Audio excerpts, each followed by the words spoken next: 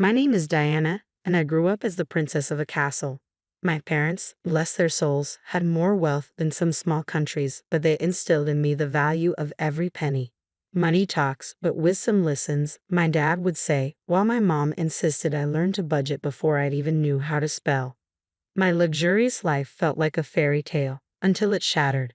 At 12, a private jet crash turned my story into a dark reality. Overnight, my grandmother took me in, and we moved to a modest home far removed from the opulence I once knew. This new life was different, where luxury lay in love and care, not material possessions. My inheritance was a distant promise, locked away until I turned 25. So I adapted, learned, and thrived under my grandmother's guidance. College became both my escape and my grounding. That's where I met Alex. He was as far from my world as one could get. A scholarship kid with a heart of gold and a wit sharp enough to cut through any pretense. We clicked in a way I never expected. Bringing him home to meet Grandma was nerve-wracking. I hadn't told him about my money. Better he doesn't know, at least not yet, Grandma advised, and I understood her wisdom. I wanted Alex to love me for who I was, not for my bank account. Grandma, this is Alex, I introduced them, feeling my stomach knot. Nice to meet you, ma'am, Alex said, extending his hand, which Grandma shook warmly. Sit, she urged, her eyes twinkling as she observed Alex's nervousness. So you're the young man who's stolen my granddaughter's heart. Alex blushed, a sheepish grin spreading across his face. Ah, I guess you could say that, ma'am. We sat down, and the conversation flowed more easily than I had dared hope. Grandma shared stories of my parents and my childhood that made Alex laugh and look at me with a warmth that swelled my heart. You've got a good one here, Grandma said, nodding at me while looking at Alex. Takes after her mother, strong and kind. But don't let her fool you, she's got a bit of mischief in her too. I can see that, Alex chuckled, squeezing my hand under the table. The evening continued with laughter and shared stories, and Alex blended into our world as if he had always belonged. He even helped Grandma with the dishes afterward, and I felt certain I had made the right choice in bringing him into my life. As we walked out later, Alex turned to me, a serious look on his face. Your grandma's amazing, you know. Hearing about your parents and your life makes me feel like I understand you more. I nodded, a lump forming in my throat. I'm glad, Alex. There's a lot more to me than meets the eye. He smiled and pulled me into a hug. I'm here for all of it, every layer. It doesn't matter what's in your bank account, it's you I care about. I hugged him back tighter than ever before, feeling a rush of trust. But I also knew the weight of the secret I was keeping, a delicate balance I hoped wouldn't tip. The ride to Alex's parents' house was quiet, filled with a silence thick enough to cut through. I could tell Alex was nervous, his grip tightening on the steering wheel. Are you sure you're ready for this? I asked, trying to break the ice. Yeah, just, my mom can be a bit much. Don't take anything she says to heart, okay? His attempt at reassurance fell short. As we pulled up to the grand, imposing house, my stomach twisted into knots. This was it, no turning back now. We barely made it through the door when Alex's mom, Gloria, made her entrance. Her eyes landed on me like laser beams, sizing me up in a way that made my skin crawl. So, this is the girl you've been hiding, she said, her voice as cold as the marble floors. Mom, this is Alex, he started, but Gloria waved him off. I know who she is. Come, let's sit. I've prepared some tea. Gloria's command was firm, and I felt compelled to follow her as she led us into a living room that felt more like a showroom than a home. Once the tea was served, Gloria wasted no time getting to the point.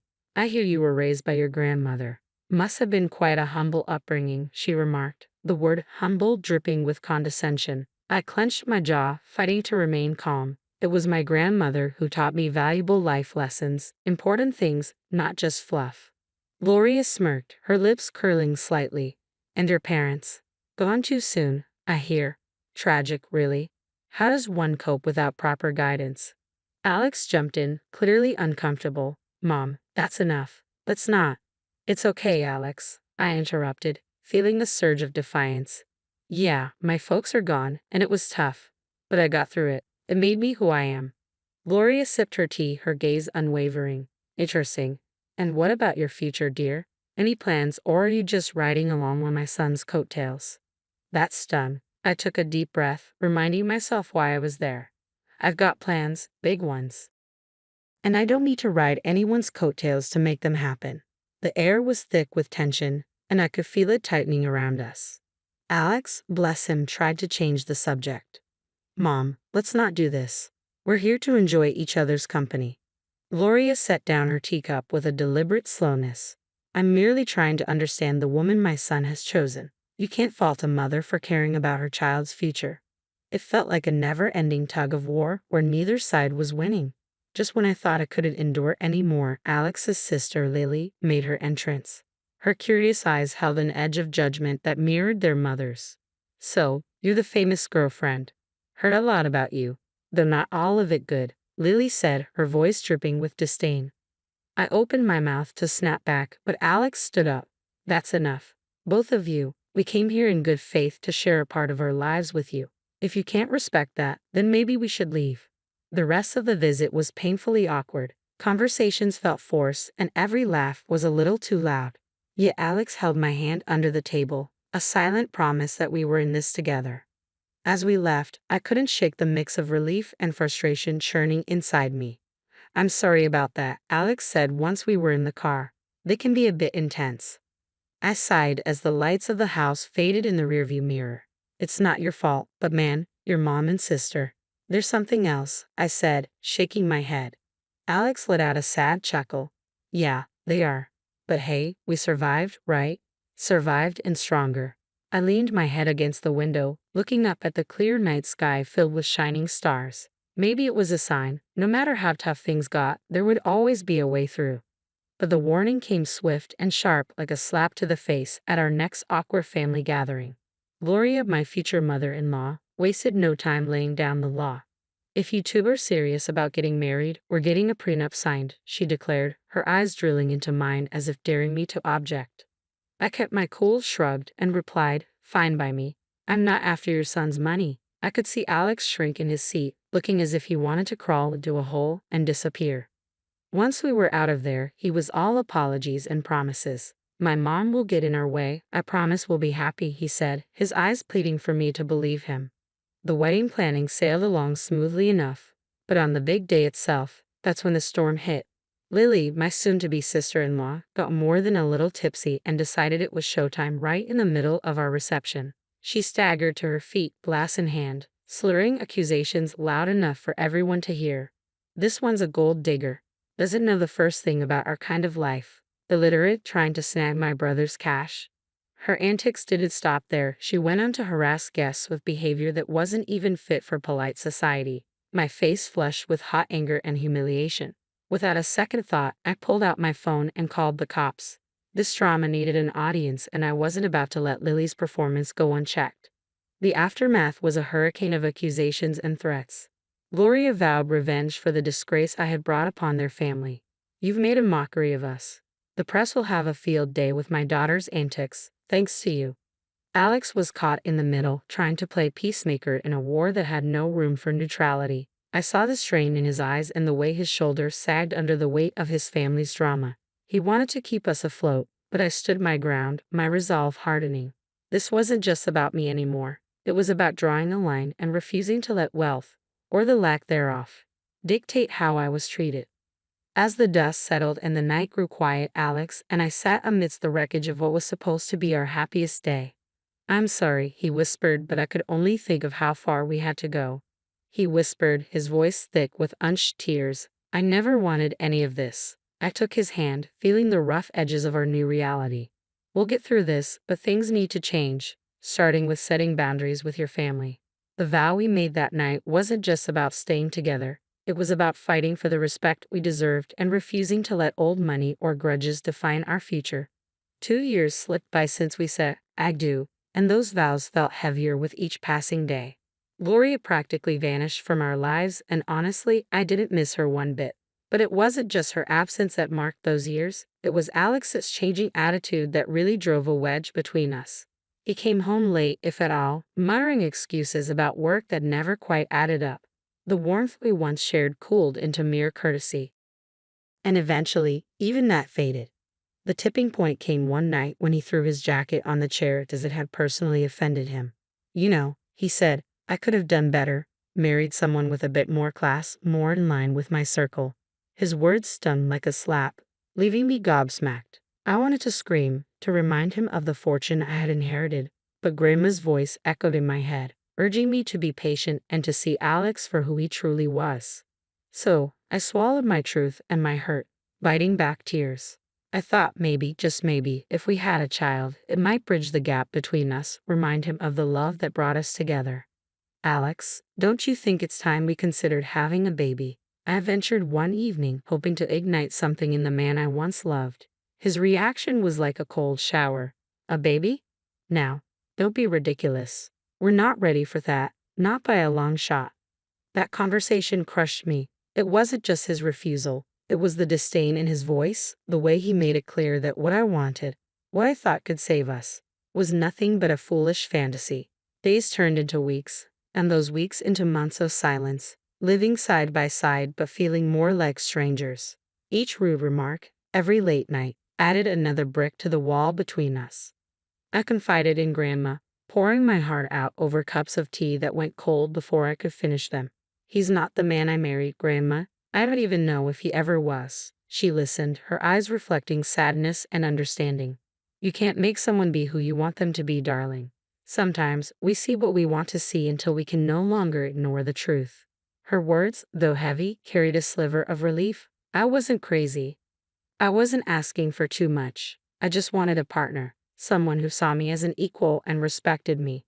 But as the days passed, it became clear that Alex wasn't that person anymore, if he ever had been. The thought of leaving crossed my mind more times than I cared to admit, but every time it did, I pushed it away, hoping against hope that something would change, that the man I loved would find his way back to me. I went all out for Alex's birthday bash, hoping to reignite the spark in what had turned into a pretty mundane marriage. No expense was spared, and the guest list was a who's who of our closest friends.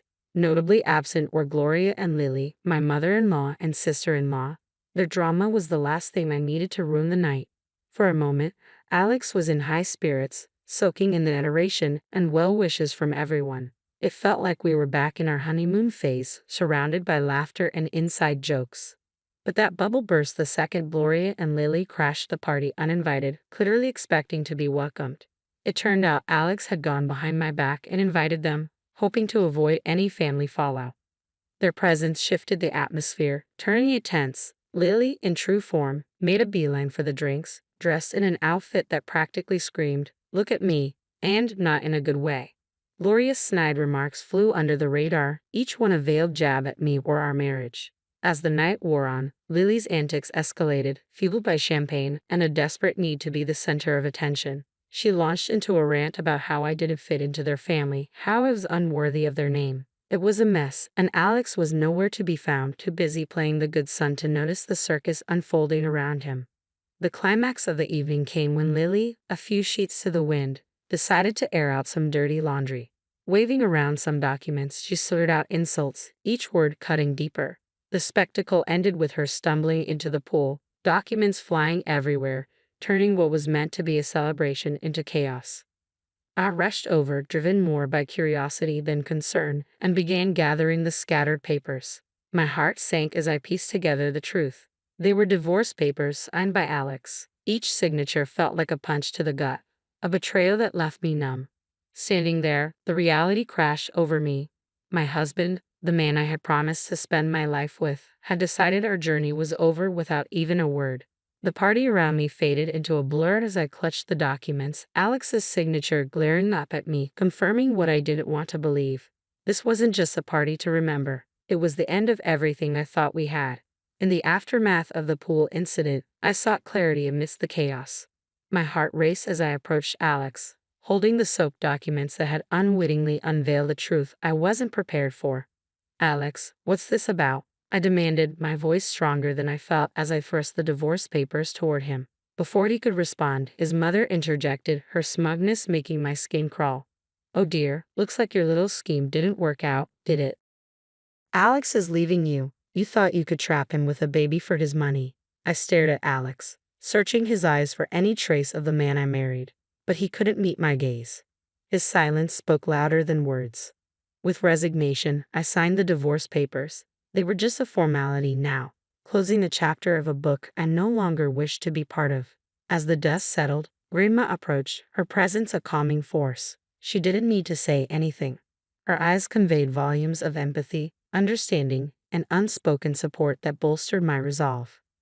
Then she revealed the truth, not just to me but to everyone present. "She doesn't need any of your money," Grandma declared, her voice steady and strong. "In a month, she'll turn 25 and inherit a fortune far beyond what you could imagine. She's been raised to value people over wealth, to seek genuine connections rather than financial gain." The room fell silent, the weight of her words hanging in the air. Gloria's face shifted from smugness to shock, then to a desperate greed as she scrambled to backpedal, her apologies transparent and insincere. Alex, too, suddenly seemed eager to rewrite the narrative, insisting his intentions had never been to hurt me, that he was merely influenced by his mother. But it was too late. The veil had been lifted, revealing the stark reality of our relationship and the motivations behind it. I met their apologies with a quiet smile, not out of forgiveness, but from a newfound inner peace that came from understanding my worth, independent of the wealth that awaited me. "You've shown me your true colors," I said, my voice imbued with strength. "And as for surprises, well, I've prepared another one for you." At that moment, a loud honk echoed through the tension outside. A sleek luxury car rolled up to the gate, the one I had secretly bought for Alex as a surprise. The irony wasn't lost on me. I couldn't help but let out a bitter laugh as I excused myself to step outside and confront the final act of this drama. There it was, the epitome of luxury on four wheels, a symbol of the love I thought we shared, now just another piece in the game of pretense and betrayal. Without a second thought, I slid into the driver's seat, the leather cool and unyielding beneath me, much like my resolve. Grandma, ever my rock, joined me, her presence a silent testament to the strength and dignity that ran in our blood. Turning to face the house, I felt ready to take the next step. I spotted Alex and his mother at the door, their expressions a mix of confusion and disbelief. "From now on, everything goes through my lawyer," I called out, my voice clear and stripped of the warmth it once held. "And don't worry about my stuff. I'll have a courier pick it up." Their faces, once smug and self-assured, transformed into a portrait of realization and loss, not just of the wealth they coveted, but of the person they had underestimated. With that, I turned the key in the ignition, the car's engine purring to life, a sweet sound that promised freedom and new beginnings.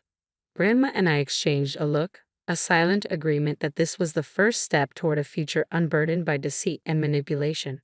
After the revelations and dramatic exits, the air felt clearer, as if the truth had not only exposed their greed but also cleansed the path ahead. It wasn't long before the first test of my newfound resolve came knocking, or rather, calling. The phone rang, its shrill tones slicing through the calm like a knife. On the other end was none other than Lily, her voice dripping with an unfamiliar sweetness. "Hey, I just wanted to clear the air between us. We're practically the same age, right? We could be friends." I couldn't help but let out a short, disbelieving laugh. The contrast between her sugary tone and the disdain she usually exuded was striking. "Friends?" I echoed, the word feeling foreign. "You mean like how friends don't badmouth each other at parties or try to humiliate each other in front of everyone?" There was a pause, and I imagined the gears turning in her head as she searched for a response. "Well, you know, water under the bridge and all that," she attempted feebly. "Water into the pool, you mean?" I shot back, unable to resist the jab. The silence that followed was telling. It was clear my refusal to play along had derailed her plans. "Fine, be that way," she snapped, her veneer of niceness crumbling. "You'll regret this." I hung up, feeling a mix of amusement and sadness, a stark reminder of the facades people wear and the lengths they'll go to when faced with the consequences of their actions. The temptation to retaliate lingered, a nagging thought in the back of my mind. I posted a video on social media of her falling into the pool, and it went viral like wildfire. Within an hour, 1,000 people had liked it.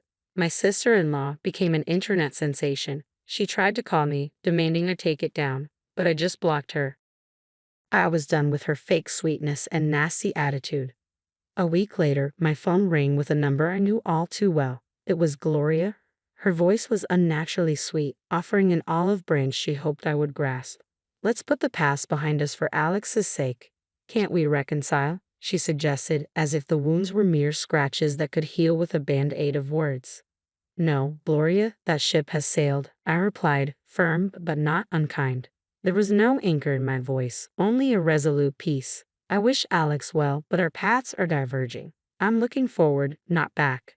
Not long after, Alex made his own attempts at reconciliation. One morning, I found a bouquet of flowers on my doorstep, the card bearing a simple, "I'm sorry. Please come back." The sight of them sparked more anger than affection. Without a second thought, I tossed them into the trash. His efforts didn't stop there. He showed up unannounced, hoping to talk things through, but I wasn't the same person he had left behind. His presence, once a source of comfort, now felt like an intrusion. One evening, as he made yet another uninvited appearance, I met him at the door with a resolve as hard as steel. "If you don't stop this, I'm going to the police," I warned, my voice steady and firm. "Your apologies can't undo what's been done. It's over, Alex. Really, it's over." The gravity of my words finally seemed to reach him. His shoulders slumped, and with one last lingering look, he turned and walked away. That was the last I saw of him. In the time that followed, I immersed myself in charity work. It became my passion and my purpose. Helping those truly in need and connecting with people who valued kindness over wealth brought me a joy I hadn't known I was missing. Living with Grandma, I found peace in our quiet routine. We'd sit together, planning our next project, our next way to make a difference. During these moments, I realized this was where I was meant to be. I had no illusions about the road ahead. It would be fraught with challenges, perhaps even heartache. But I also knew it would be filled with joy, moments of unbridled happiness, and the kind of love that enriches the soul. So I live my life looking forward, not back. I work, I help, and I hope. I believe in a future where I'll find true love, not defined by wealth or status, but by genuine connection. And yes, one day I'll have those 3 beautiful children I dream of. For now, though, I'm content, building a life of purpose surrounded by love that asks for nothing in return. This isn't just the end of a chapter, it's the beginning of a whole new book, and I'm the one writing it.